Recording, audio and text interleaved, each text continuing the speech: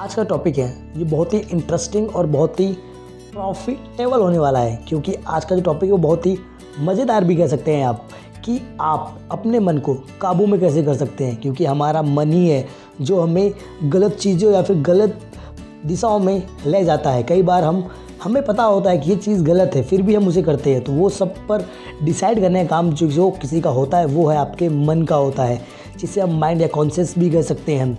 ये हमारी सोच शक्ति को बहुत डिफरेंट करते हैं। जब भी हमारी बॉडी होती है, कोई काम हमें आसान लगता है, हम उसकी तरफ जाते हैं। क्यों? क्योंकि वहाँ पर मन होता है, क्योंकि वो ये कहता है कि ये काम आसान है इसलिए हमें इसको करना चाहिए। और जबकि हार्ड काम हमारे लिए बेहतर होता है और हार्ड काम हमेशा हमें कुछ ना कुछ नया सिखाता है। हम उसे न करके बल्कि आसान और उस कार्य के प्रति हम निभाते हैं जो हमारे किसी काम का नहीं होता है। इसलिए मैं आज आपको बताऊंगा कि आप अपने मन को या अपनी माइंड को कैसे कंट्रोल में रख सकते हैं। कब बोलना है, कहाँ बोलना है, कितना बोलना है, तो इन सभी चीज़ों को भी हमें समझना होता है। कई बार हम किसी भी चीज़ में या किसी भी बात में बोल पड़ते हैं जो कि वो हमारे लिए गलत होता है, वो हमारे लिए सही भी नहीं होता।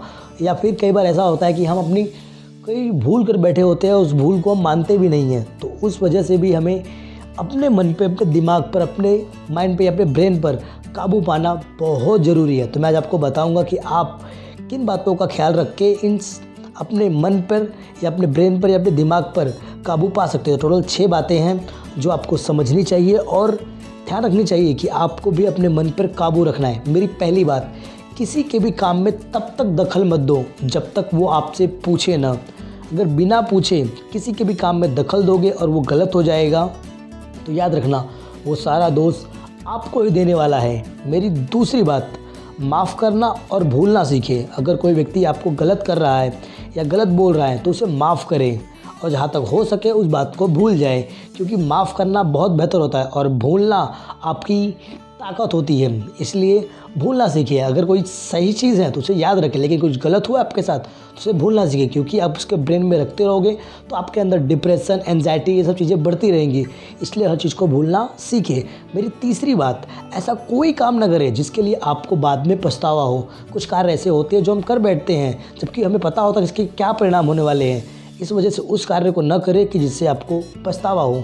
मेरी चौथी बात, दिमाग को कभी भी खाली ना रखें बल्कि किसी ना किसी अच्छे काम में व्यस्त रखें, क्योंकि दिमाग जब भी खाली होगा तो हमेशा उसके अंदर गलत विचार या गलत धारणाएं आना शुरू हो जाती हैं। और जब हम अपने दिमाग को किसी अच्छे काम में व्यस्त रखते हैं तो हमारा दिमाग कुछ ना कुछ सीखता है, एबिलिटीज़ को सीखता है, अच्छी अच्छी बातों को सीखता है, अच्छी किताबों को पढ़ता है और हमारे अंदर एक अच्छे हार्मोन्स काम करने लगते हैं। मेरी पाँचवीं बात, किसी से भी उतना ही वादा करो जितना आपकी क्षमता हो। किसी को भी ये वादा मत कर बैठो कि जिसे आप बाद में निभा भी ना पाओ। इसलिए वादे उतने ही करें जितने आपकी कंट्रोल में हो, आपके बस में हो, जिसे आप निभा सकते हो, क्योंकि वादे के ऊपर ही दुनिया चलती है। ये बात हमेशा याद रखना।